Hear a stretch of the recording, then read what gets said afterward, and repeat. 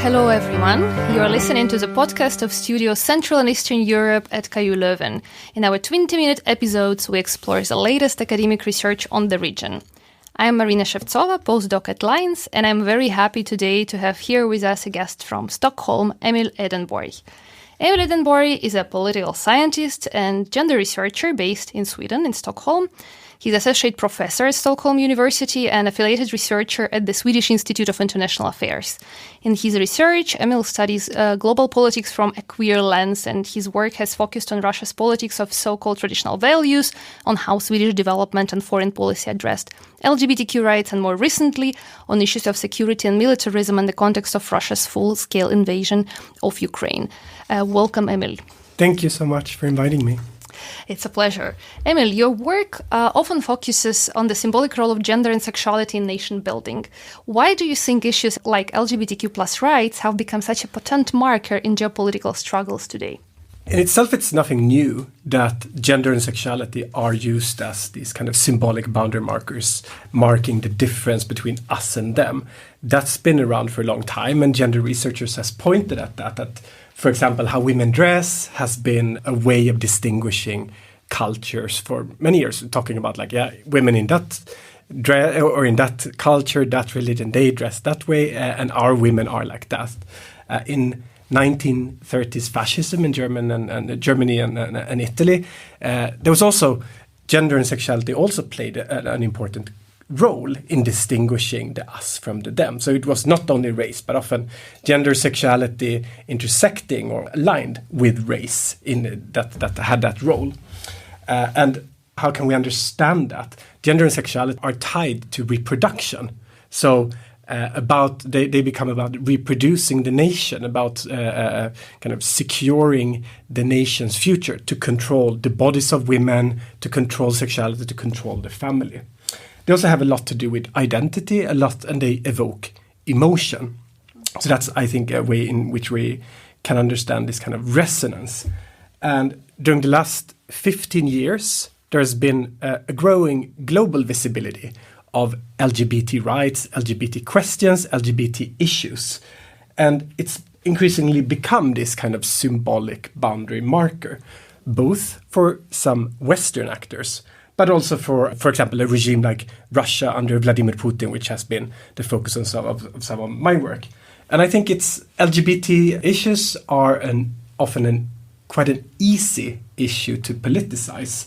For a Western country, like putting, say, a rainbow flag on an embassy doesn't cost very much. It's not a very risky deal. For a regime like Putin's Russia, there's also little risk in politicizing, instrumentalizing LGBT rights, considering that, at least in that context, the population, the public opinion is largely negative on LGBT rights. Yeah, interesting. And by the way, speaking of Putin's Russia, much of your writing is about how queer people, queer bodies are used symbolically in debates about national identity, foreign influence, culture clashes. How do you see this playing out in current events such as large-scale invasion of Ukraine or global anti-gender ideology crusade? Yeah, you don't need to be a gender researcher today to kind of see and recognize that gender and sexuality do play, or that they do matter in current political events. It's often very, very explicit. I would perhaps say more explicit than before, or more evident than before. I mean, as you mentioned, Russia and Russia's war of aggression against Ukraine, when President Putin, on the eve of the full-scale invasion in February 2022, launched this with a speech, he devoted a whole passage to the protection of so-called traditional values, which he said were under threat. So it's very prominent in the geopolitical narrative that Russia uses to justify its war against Ukraine. But that's that's just one example of many. If we go to Israel's war in Gaza, sexuality is also very much instrumentalized, and many have pointed at that. There were, for example, the Israeli government shared photos of Israeli soldiers with rainbow flags and the text "in the name of love" on the territory of Gaza. When Israel's Prime Minister Netanyahu addressed the U.S. Congress, he also referred to the alleged homophobia of Palestinians, to frame genocide as a battle between civilization and barbary. And of course, you can't avoid mentioning Trump. So Donald Trump, on his first day in office, on his second term, he signed an executive order on defending women's rights against so-called gender ideology, and has since launched virtual war against trans rights and LGBTQ rights more widely. So these are not new things. These are culminations of trends that researchers like you and me and many others have been talking about for a long time. But I would say that they are more obvious now because they're very, very explicit. They're on top of the agenda for many politicians. Yeah, I'm just thinking about exactly that photo of rainbow flag in Palestine. Is the first rainbow flag in Palestine. Yeah, in the name of love. And still, if of course Russian homophobic crusades or political homophobia, LGBTQ movement and being extremist is now well known globally. But is Russia really the only bad homophobic guy in the room? How do you also see Russia as juxtaposed to this progressive West or the EU? What is the dynamic there? I think it's a really important question because I think it is very important just not to see one side of the issue or see that Russia should be like the source of homophobia in the world or the source of evil in the world, but to see this as a kind of relational game, if you want. So the Russian government turned LGBT rights into an international geopolitical issue. That was around 2012, 2013. When Russian politicians started to talk about Russia as some kind of beacon of traditional values and a role model for the rest of the world to follow. And this is important to think about relational, I think, because it explicitly portrays Russia in contrast to the West. It's not a coincidence that this happened at more or less the same moment as the US, under the Obama administration, started to talk about gay rights, LGBT rights, much more prominently or much more visibly as human rights. So former or then Secretary of State Hillary Clinton made a famous speech at the UN Council of Human Rights in 2011, where she talked about gay rights as human rights and saying that those who support LGBT rights are on the right side of history. So there was also this kind of geopolitical use here. So as I said, like Russia and Putin certainly did not invent homophobia and should not be seen as evil mastermind of homophobia everywhere. But Russia under Putin has quite successfully articulated, made visible, circulated a narrative where opposing LGBT rights appears as a logical choice for those who want to stand up to the West, the liberal world order. And this has been quite widespread. These two kind of narratives in many ways mirror each other and reverse each other. But again, if we, now I'm thinking about the attacks on LGBTQ rights and on gender equality, even in Europe, in the EU, the ban of pride and in Hungary and, far-right movements gaining strength literally everywhere. And even during my stay in Lund, I remember we had a seminar on gender studies attacked by far-right groups. Moving from theoretical academic discussion to practice, how do you think what scholars like yourself, like me, can contribute to, to survival, to resisting to this, not that new, but really growing waves?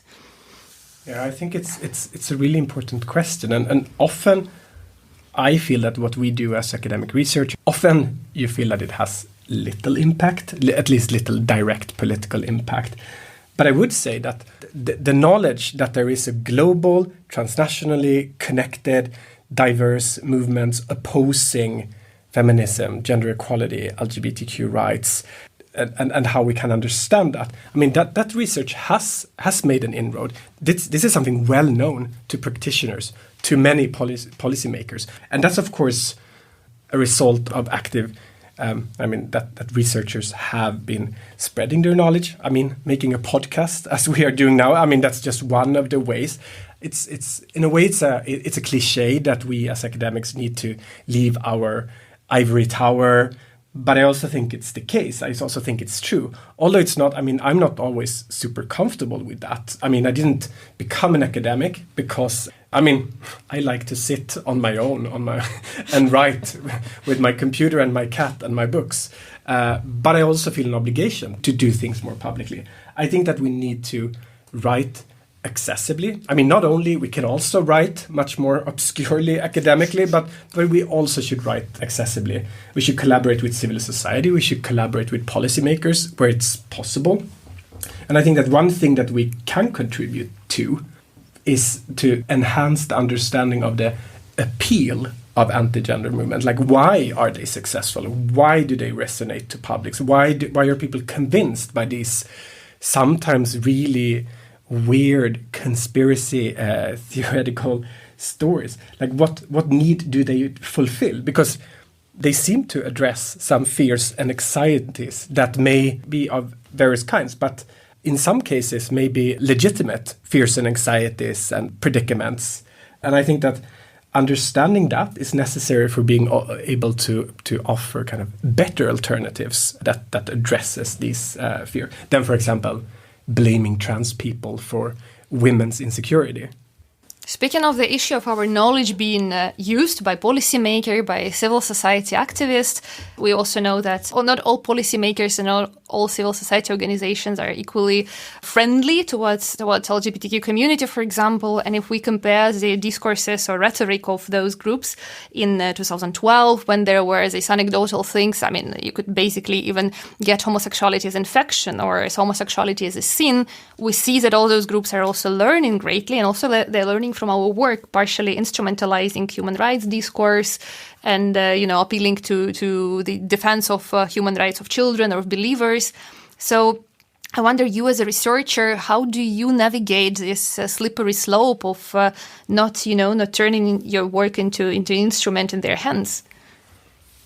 Yeah, it's difficult. In a way, you never have control over what your words can be used for. But I think, I've been thinking quite a lot about the kind of research I do and how that may appeal politically to various kinds of groups, and that may be to, say, anti-gender far-right actors. I just attended a seminar, or we had a public event at the library in Stockholm, and there were far-right activists there. They were very silent, very polite, applauding, but we knew them, and they were taking notes.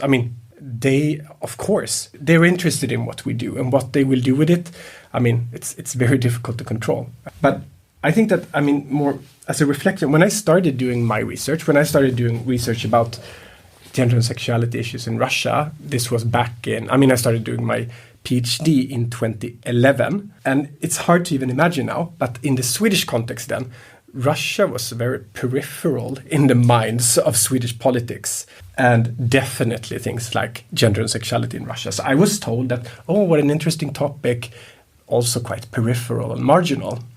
Then in 2013, there was the Sochi Winter Olympics, when there were these international debates because they coincided with Russia's ban on so-called homosexual propaganda. So gender and sexuality in Russia, and generally the kind of authoritarian turn in Russia, became a big political topic. Then, of course, in 2014, Russia annexed Crimea, invaded Ukraine. And then, since then, issues about Russia, about authoritarianism, and increasingly about anti-gender movements have become the center of political discussions in Sweden, at least. So suddenly the things I had been doing research about for a long time ended up in the center of political attention. And I noticed this by a surge of interest. I was invited by, for example, the Swedish Armed Forces to have lectures. I was invited by NATO in Brussels. And some of these actors were not necessarily actors that I politically would be fully aligned with or at all aligned with. I wrote, after a week after Russia's full-scale invasion of Ukraine in 2022, I wrote a piece in Boston Review about how gender and sexuality are instrumentalized in this war.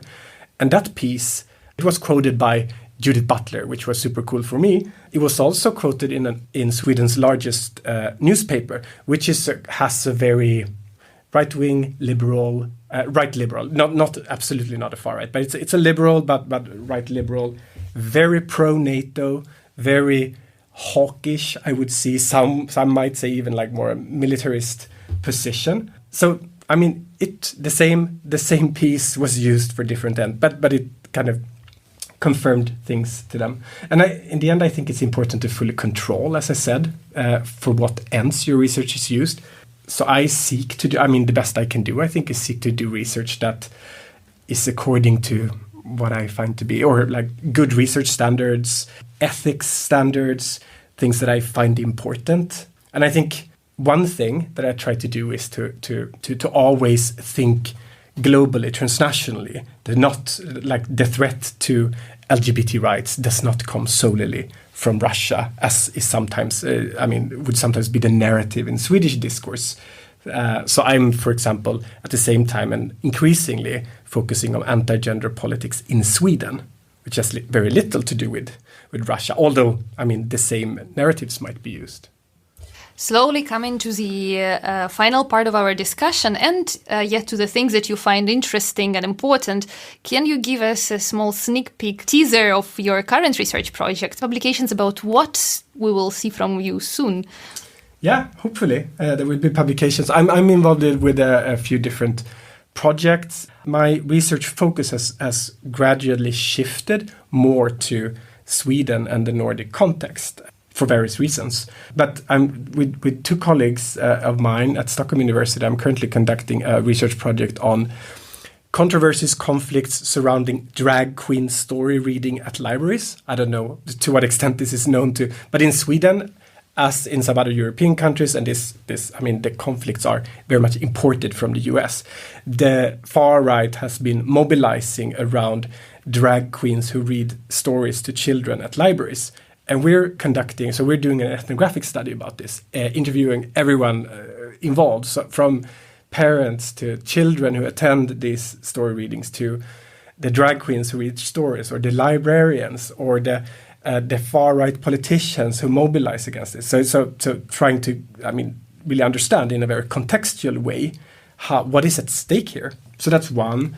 I also have a quite different project just starting up, which focuses on military build-up and security discourses around islands in the Baltic Sea. So we're looking at discourses, both media discourses, but also conducting interviews which relate to the islands of Gotland, which belongs to Sweden, Åland, which belongs to Finland, and Bornholm, which belongs to Denmark. All islands which have become security hotspots in the context of Russia's war against Ukraine and Sweden and Finland's NATO accession. So we're looking at, for example, how historical memory is used in various discourses, Nordic discourses about these islands, but also in Russian discourses about these islands. So generally, you could say that, I look at different things, but it often has to do with how sexuality is turned into a security issue and often like a geopolitical issue. Thank you for sharing this with us. But finally, you said when you were starting your PhD, almost 15 years ago, LGBTQ rights were a quite marginalized topic in political science and IR. As academic disciplines, it's not like this anymore, I would say, but still like this in global politics. Why? What would be your last message to policymakers and our listeners also, maybe some policymakers among them? Why should we care? Why should we care about gender and sexuality? In the current geopolitical moment, given the examples that I gave earlier, I think it's quite obvious that gender and sexuality are on top of minds of some of the authoritarian leaders of the world. So I think that then they need to be central in our analysis to understand the politics here. Amen to that. Thank you so much, Emil, for being today with us. Thanks for having me.